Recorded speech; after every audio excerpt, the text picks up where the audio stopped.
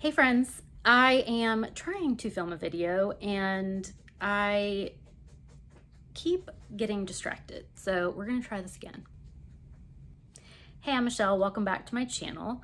I want to do a book haul and I shouldn't be doing book hauls, but I hauled some books and I'm going to tell you about them so that I can document for myself how I end up with all these books.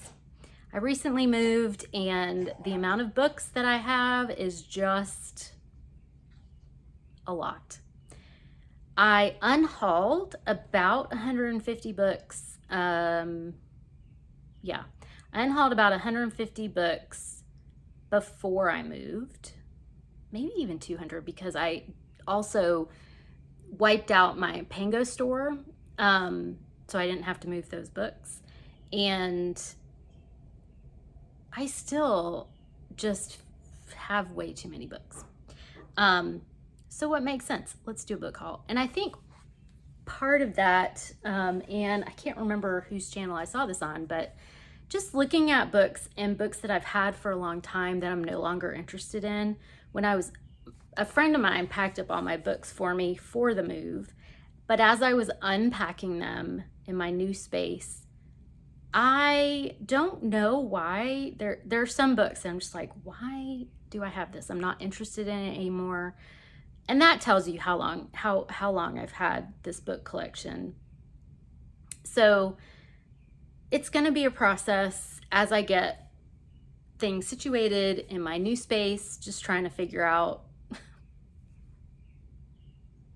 where to put the bookshelves and how to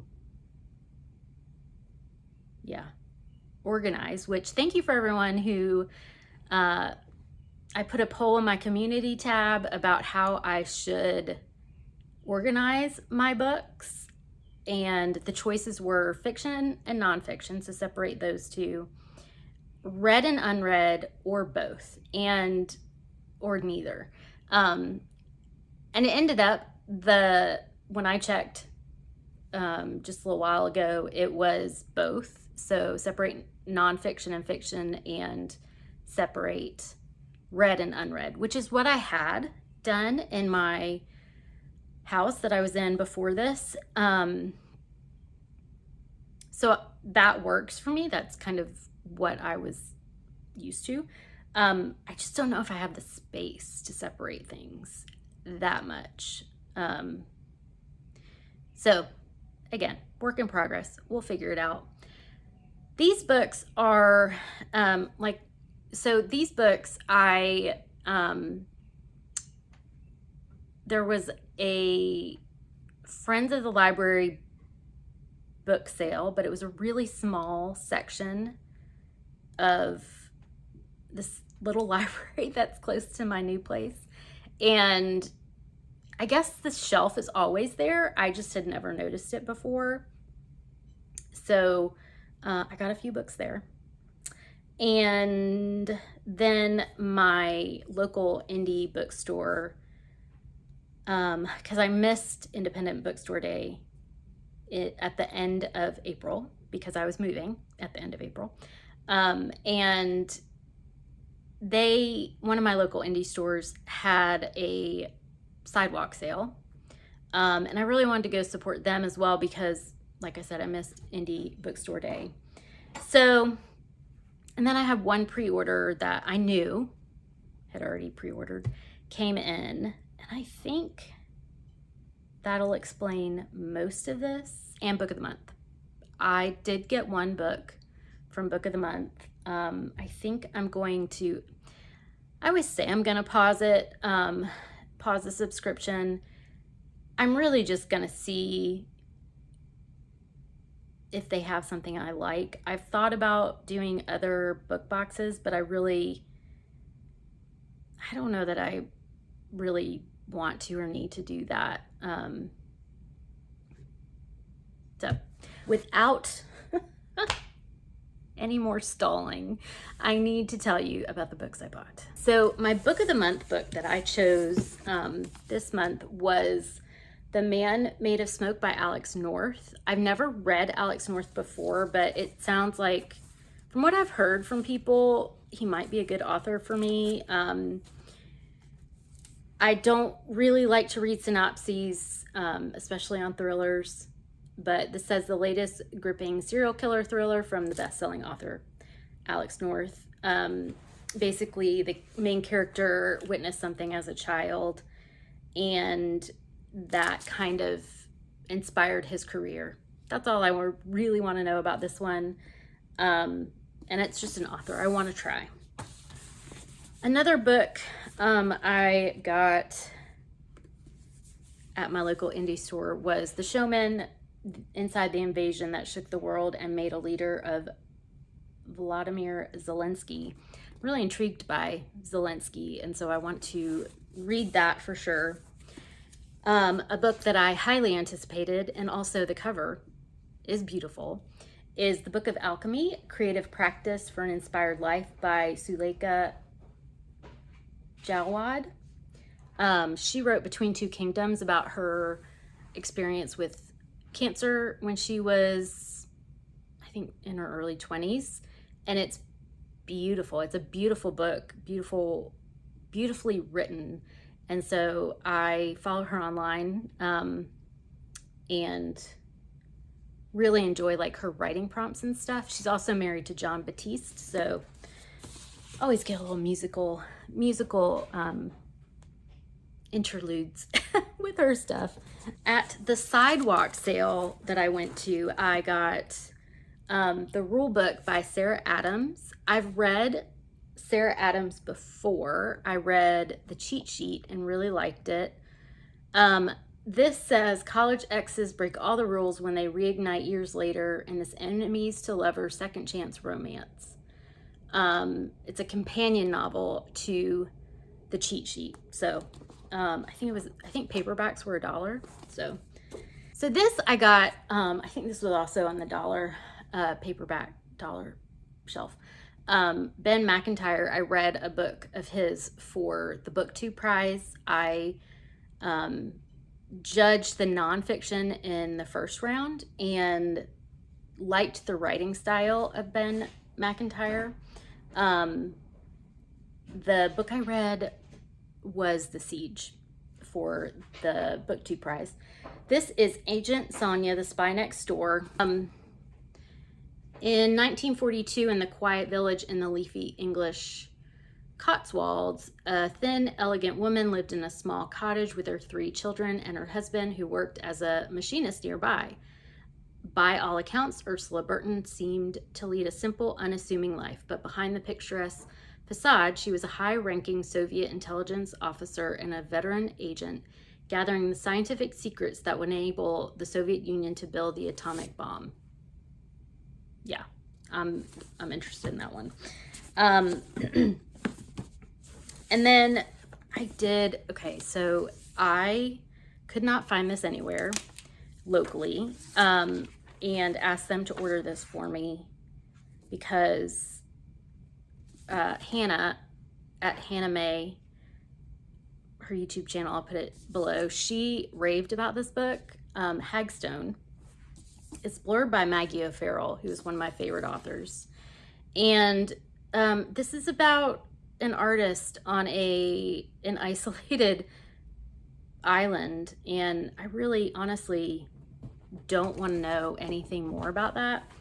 Which I should say, there's one more that I will say. This I had to order. It is a used copy. It was really hard to get a hold of. And my local indie store could not buy it, could not order it for me. And that is Ama by Sarid De Silva. This was longlisted on the Women's Prize, and Hannah talked about it and raved about it. So this was another one I had to order. It is about a 10-year-old girl in the 50s in Singapore kills her abuser, and kind of a family saga between the grandmother daughter, and granddaughter, and how that event impacted everyone. And it goes from like Singapore, Sri Lanka to Singapore, New Zealand, Australia, and London. So those are going to be read very soon. I really want to read this. This is Parable of the Sower by Octavia E. Butler. It's dystopian. I need dystopian reads right now. I just really do. This was on the dollar shelf as well at the sidewalk sale. This is Love That Dog by Sharon Creech. I'm going to read it and then pass it on to my nephew because he is getting a dog this summer and he is so excited. So I will read that and pass it on. So I had one pre-order that I had ordered the minute I found out about it, and that is Ancestors by Adrienne Marie Brown. This is the third in a series. It's the Black Dawn series. It's dystopian. It starts with the Grievers. There's no the. Grievers is the name of the first one. And I stumbled upon it after my mom died, or before my mom, I don't remember. Right around the time she died. And obviously the title Grievers I gravitated towards it, and it was really good. It was about a virus and the child, a teenager of patient zero of that virus, and just following them as they kind of deal with how this illness is impacting everyone in their neighborhood. And then the second one, called Maroons, is continuing in that story about Dune. I think that's their name. Dune, and is the main character, and some people they meet and relationships they form, new surroundings they have to find. Yeah, dystopian, pretty much. And this is the third and I believe final book. Yeah, this powerful conclusion is a story of how life blooms amid tragedy and hate.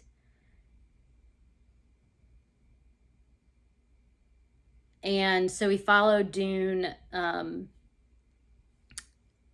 through the end of the story in Ancestors. So I am really excited. I may try and reread Grievers and Maroons first because it's been a minute since I've read them. I don't know. We'll have to see if I just want to dive in or not. I got City of Birds by Joanna Kim. She wrote Beasts of a Little Land, and I read that when it came out. It's about a ballerina who is injured and has to return to St. Petersburg in Russia. She was a part of the Russian ballet, and kind of confront some of her past and the people who were maybe involved in her injury. I don't really want to read more, but that sounds good to me. I really like Joo-hae Kim's writing style. So this one I got for work, but I wanted to share anyway. This is Living Disability, Building Accessible Futures for Everybody. It's edited by Emily McCrae. It says, from sidewalks to climate crisis, Living Disability brings together the vibrant perspectives of 35 disabled writers. They explore disability justice, analyze urban systems, and propose more equitable approaches to city building. And then it's blurbed by Amanda Leduc, who wrote Disfigured on Fairy Tales, Disability, and Making Space, which is one of my favorite nonfiction books. So I look forward to getting into that. This one, these were from the sale at the Friends of the Library sale. So this one, I was influenced by Melinda at Web of Stories. She really likes Louise Erdrich, and this is La Rose, about a man who is deer hunting and ends up shooting his best friend's son, 5-year-old son, instead of the deer he was aiming at. So it's going to be a heavy read, but I really like Louise Erdrich's writing. I read The Sentence by her before. And then I did get an Emily Henry. This is A Million Junes. I know this is one of her earlier works, and I haven't heard as much about this one.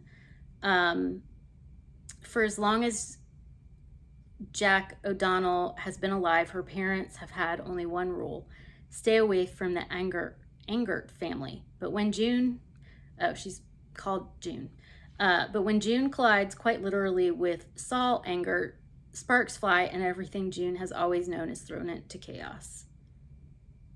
So we'll see how that one is. I read her adult books, Beach Read, and really liked it. This is another author I wanted to try, and they had it, I think paperbacks again at this sale were $1 as well. And this is Sisterland by Curtis Settenfield. Growing up in St. Louis, Missouri, Kate and her identical twin sister Violet are extremely close, sharing a room, weathering the eccentricities of their parents and delighting in the music and movies of their 1980s childhood. But in junior high, Kate makes a fateful decision that drives the sisters apart. And then years later, Vi is living on the fringes of society, while Kate, a devoted wife and mother, is doing everything she can to fit into suburban life. 1980s, growing up in the 1980s, that's for me, because I was a kid in the 80s. And then this one, my friend Chloe at Always Book talked about, and this, I think hardbacks were $2 at the sale. This is Sandwich by Catherine Newman. And Chloe's only complaint was that she wanted more of these characters. So I am really interested in this. And I believe it talks about the sandwich generation, like the person taking care of parents and their kids, which, yeah, sounds very interesting to me. So that was way too many books. I should not be buying books. And I'm hoping to get back into my backlist reading vlogs. I'm still sort of in slump territory for reading. And I think that might have spurred a little bit of getting some books, because despite all the books I have in my house, I want something that I was interested in, and I don't know. My brain's just been everywhere with the move. And also just an update on this guy, my 15-year-old cat, Hopper. He did go for a surgery to get a lump removed, and we sent it for biopsy, and it did come back as cancer. If you'd been here last fall, I lost my beagle to cancer as well.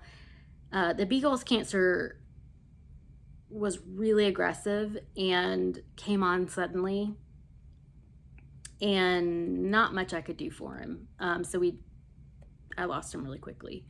Hopper's, knock on something, isn't considered aggressive, and they're hoping they got all of it when they took the lump off, but because of the location and the way that they did, it wasn't a full surgery, it was sedation and cauterization because of his age and other health issues.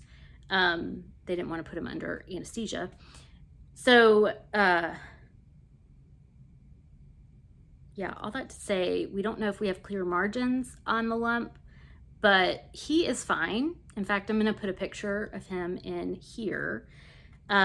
He decided to watch me put things away from the highest point in the house on top of the bookshelf. So he's feeling fine. He's enjoying life. He wants to get this cone off, which will be next week.